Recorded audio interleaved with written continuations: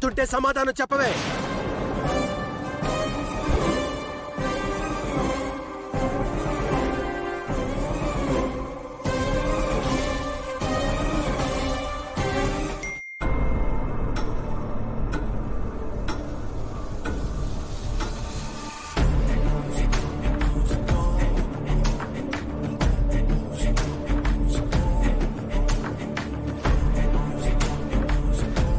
నోరు తెరిచి సమాధానం చెప్పు, లేదంటే నేను ఏం చేస్తానో నాకే తెలీదు.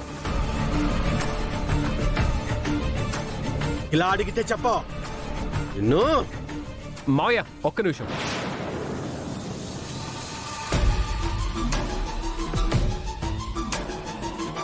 నా దగ్గర కొన్ని ఆధారాలు ఉన్నాయి మావయ్య, అవి కూడా చూడండి.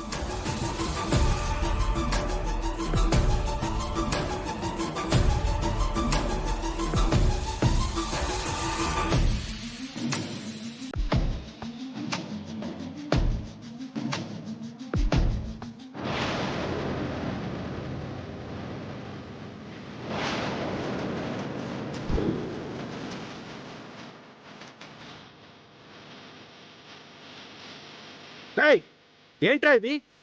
ఇలాంటి చెత్త వీడియోలు క్రియేట్ చేసి నన్ను బ్లాక్మెయిల్ చేయాలని చూస్తున్నావా? నేను మిమ్మల్ని బ్లాక్మెయిల్ చేయడం ఏంటి మావయ్య? వాస్తవాలు మీకు తెలిసేలా చేయడానికే ఇలా చేశాను.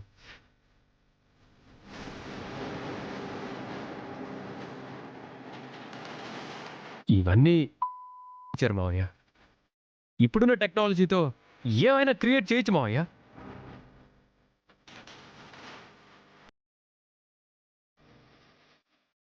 ఈ అమ్మాయి రూప కాదు, కోమలి అని క్రియేట్ చేయొచ్చు.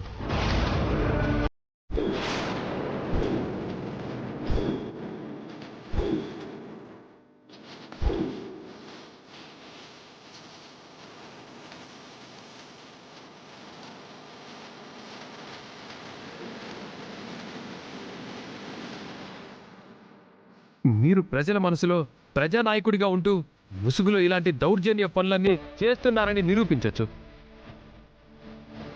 అంతా ఏ మహిమ మావయ్య?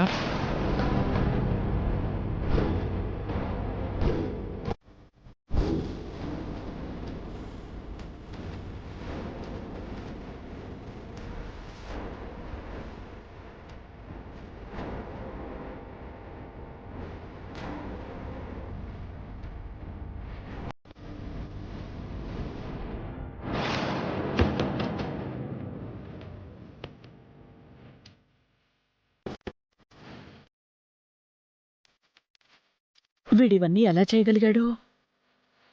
ఏదైతేనే సరైన టైంకి చేశాడు.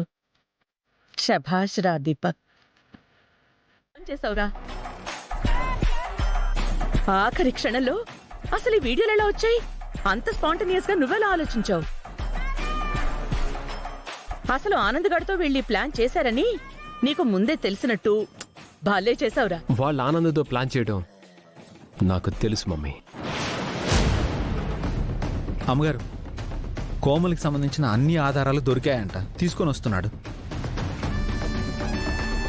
కోమలి, ఇంకా సేపట్లో నీ కథకి ముగింపు పలుకుతాం.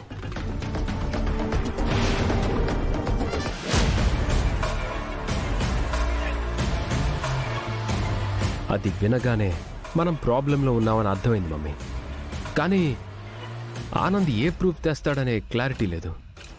అప్పుడే నాకు తెలిసి నా ఫ్రెండ్ గుర్తొచ్చాడు. వాడికి ఫోన్ చేసి ఇలా చేయమని చెప్పాను, చేసి పంపించాడు. నిజంగా మన ప్రాణాలు పోయాయి అనుకున్నాన్రా. లాస్ట్ సెకండ్ లో భలే ఆపేశావు. నువ్వు చేసిన పనికి సంతోషంతో పోయేలా ఉన్నాన్రా. ఎంత సంతోషంగా ఉందంటే, అయ్యో నీకు నా దిష్టి తగిలేలా ఉంది బంగారం. చాలా థ్యాంక్స్ దీపక్. నువ్వే లేకపోతే ఈ క్షణం ఇలా ప్రాణాలతో ఉండేదాన్ని కాదు. నీకేమైనా అవ్వనిస్తాను కోమలి? నీ ప్రాణానికి నా ప్రాణం అడ్డేసేనే నిన్ను కాపాడుకోను.